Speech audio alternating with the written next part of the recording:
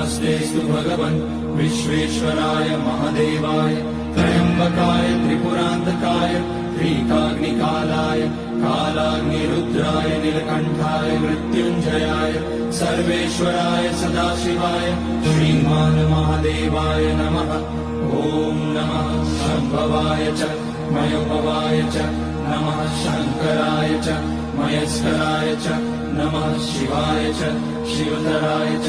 ॐ त्र्यम्बकं यजामहे सुगन्धिं पुष्टिवर्धनम् उर्वारुकमिव बन्धनान् मृत्योर्मुक्ष्यमामृतात्।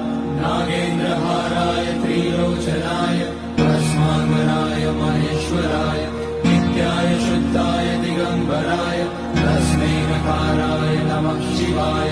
मन्दाकिनी सलिलचन्दन चर्चिताय नन्दीश्वर प्रमथनाथ महेश्वराय